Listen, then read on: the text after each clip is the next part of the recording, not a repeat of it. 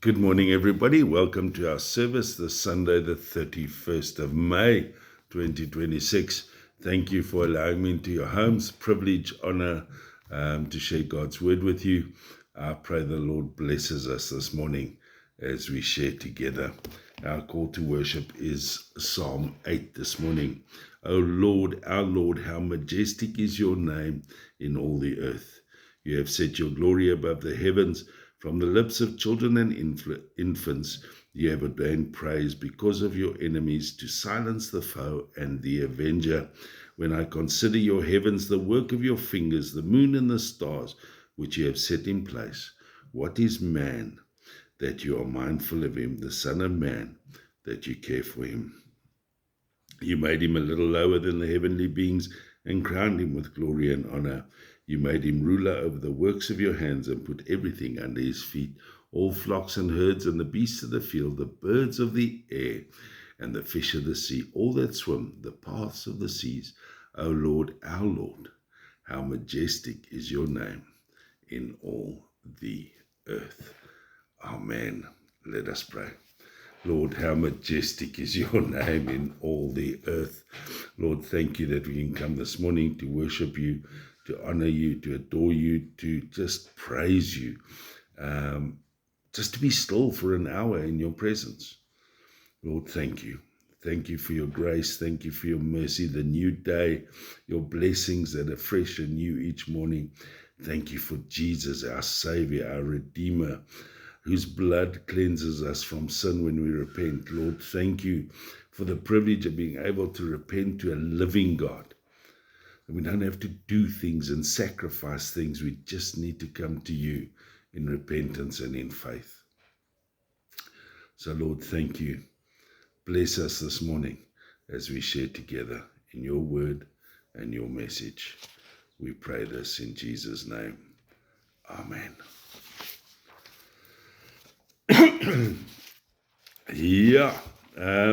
Last week was Pentecost Sunday, the coming of the Holy Spirit. Today, the first Sunday after Pentecost, is known as Trinity Sunday. And it always raises the question about our understanding of the Trinity. Now, immediately, we can use all sorts of illustration: three-leaf clovers, pretzels, Father, Son, and brother, water, steam, ice. Somehow they all seem to just fall short. Ironically, that word, the Trinity, is not found in the scripture, but the picture, the image of our Trinitarian God is found throughout the Bible. For example, in the beginning, where God the Father was hovering with his Spirit, creates the world through his Son. Or at the end, in Revelation 22, where the Holy Spirit calls us to the throne of God, into the presence of the Lamb. And the benediction, 2 Corinthians 13:14. May the grace of the Lord Jesus Christ and the love of God and the fellowship of the Holy Spirit be with you all. Yeah, it's there. Okay. The challenge is always going to be our understanding thereof. But also to be cautioned that when it comes to trying to understand this whole thing, we need to avoid two dangers. The first is that we know nothing about God. The second is that we know all there is to know about God. And both are extremely dangerous.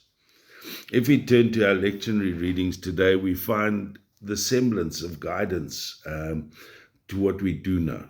And that's where we start building our foundation. Genesis 1:1-2. In the beginning, God created the heavens and the earth. Now the earth was formless and empty. Darkness was over the surface of the deep, and the Spirit of God was hovering over the waters. God saw that the light was good. It speaks to God as creator, the revelation of his creative nature, his creator nature. And the Holy Spirit and Jesus, the light, were present. Psalm 8, we've just read it, our call to worship, puts into perspective how we can worship this unique God, the great I am. Lord, our Lord, how majestic is your name. You set your glory in the heavens. The heavens declare, what are we that you care for us? You made us. Lord, our Lord, how majestic is your name. The epistle, 2 Corinthians 13:11, 1-11. 11-13, sorry. Finally, brothers and sisters, rejoice. Strive for full restoration. Encourage one another. Be of one mind. Live in peace, and the God of love and peace will be with you. Greet one another with a holy kiss.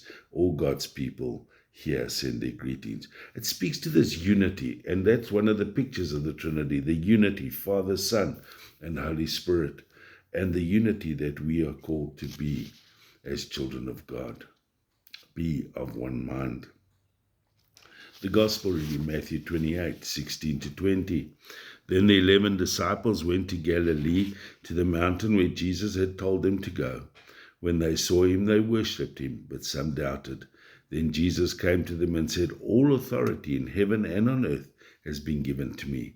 Therefore go and make disciples of all nations, baptizing them in the name of the Father, the Son, and the Holy Spirit, and teaching them to obey everything I have commanded you. And surely I am with you always, to the very end of the age. A passage that invites us to know how we are to live as Christians, serving a Trinitarian God, Father, Son, and Holy Spirit. Trinity Sunday, I think, is also a perfect opportunity for us to visit the Nicene and Apostles' Creeds, starting with the Nicene Creed, followed by the Apostles' Creed with scripture references. I thought it was so cool when I found it. The Nicene Creed says, we believe in one God, the Father Almighty, maker of heaven and earth, of all things visible and invisible, in one Lord Jesus Christ, the only Son of God, begotten from the Father before all ages, God of God, light of light, true God, or from true light, begotten, not made, of the same essence as the Father. Through him all things were made, for us and for our salvation. He came down from heaven. He became incarnate by the Holy Spirit and the Virgin Mary, was made human. He was crucified for us under Pontius Pilate. He suffered and was buried. The third day he rose again. According to scriptures, he ascended to heaven and is seated at the right hand of the Father. He will come again with glory to judge the living and the dead. His kingdom will never end. We believe in the Holy Spirit, the Lord, the giver of life. He proceeds from the Father and the Son, and with the Father and the Son is worshipped and glorified. He spoke through the prophets. We believe in one holy Catholic and Apostolic Church. We affirm one baptism for the forgiveness of sins. We look forward to the resurrection of the dead and to the life to come. That's what we believe. That's who we are as Christians. That is the Trinity. The Apostles' Creed, remember I said earlier, it's not specifically mentioned, but I'm going to attach some scriptures to each element as we go along. Really cool. It's not definitive, please, but allow me nonetheless to show you how we can even use the Apostles' Creed to deepen our faith. I believe, John 3, in God the Father, Psalm 103, Almighty, Psalm 89, Creator of the heaven and earth, Genesis 1, I believe in Jesus Christ, Colossians 1, his only Son, John 1, our Lord, Romans 14, who was conceived by the power of the Holy Spirit, Luke 1, born of the Virgin Mary, Isaiah 7, suffered under Pontius Pilate, was crucified, Isaiah 53, died and was buried, Matthew 27. On the third day he rose again, Luke 24. He ascended into heaven, is seated at the right hand of the Father, Hebrews 9, and will come again, Mark 13, to judge the living and the dead, Revelation 20. I believe in the Holy Spirit, Acts 2, the Holy Universal Church, 1 Peter 1, the communion of the saints, Ephesians 2, forgiveness of sins, Jeremiah 31, the resurrection of the body, Daniel 12, and the life everlasting, Revelation 21. Amen. That's quite cool. I think so anyway. The creeds are a device, in inverted commas, that hold the components of the Trinity together in an interconnected, interdependent state of continuous fellowship, each having individual agency and activity. It's really fascinating. The three persons are all there. They're all defined, their relationships explained, their roles are unique, which is all really cool and very, very fascinating. But what does it mean for you and I? There are so many ways that we can look at the Trinity, but ultimately the Trinity reminds us that God is beyond us. He is the creator of the earth, and he reminds us in Isaiah 55 that his thoughts are not our thoughts, neither are his ways our ways, declares the Lord. As the heavens are higher than the earth, so are my ways higher than your ways, and my thoughts than your thoughts. He is God, and he needs to be seen and worshipped as such. He transcends all our human limitations, and we have plenty of those, and yet still calls us and invites us to gaze upon his majesty. We heard in Psalm 8, especially verses 3 and 4, where David expresses his awe and wonder when he says, when I consider your heavens, the work of your fingers, the moon and the stars which you have set in place, what is mankind that you are mindful of them, human beings that you care for them? God is above. God transcends. Secondly, God is among us. John 1:1 and John 1:14, where we read, in the beginning there was the Word, and the Word was with God, and the Word was God. The Word became flesh and made his dwelling among us. We have seen his glory, and the glory of the one and only Son who came from the Father, full of grace and truth. Jesus, the Son of God, bridged the gap between heaven and earth, walking the dusty roads, experienced our pain, our life, and through it all, demonstrated the immense unconditional love of God. God among us. We then get the third element where God is within us.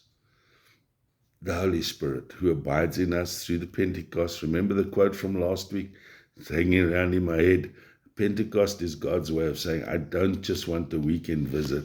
I want to move in and stay for good. The Holy Spirit that abides within us.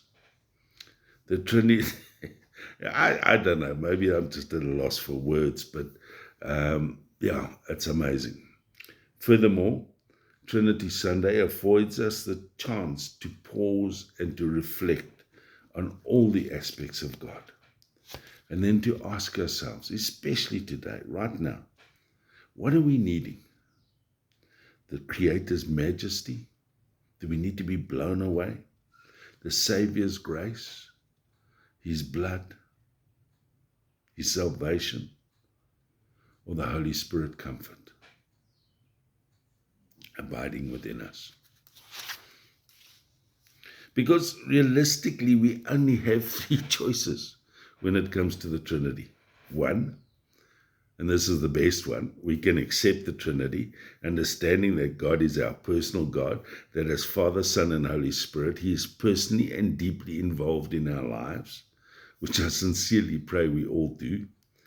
Number two, we can ignore the Trinity, understanding that we will willfully miss out on the challenge, the struggle, and the wonder of our human spiritual faith journey. Or number three, we can deny the Trinity. Heaven forbid.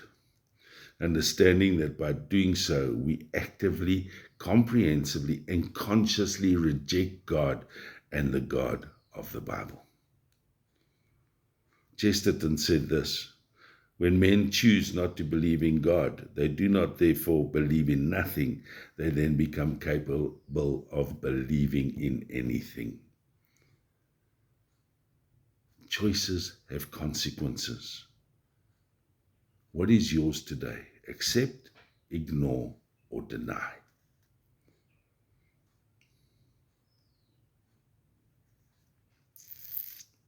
In conclusion, the Trinity is one of the mysteries of our faith, and in our humanness, I doubt we will ever fully understand it or grasp it.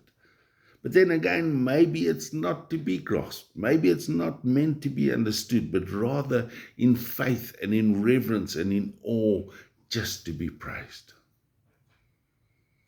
Maybe a helpful metaphor of the Trinity is gravity, a force we cannot see or touch, much less explain.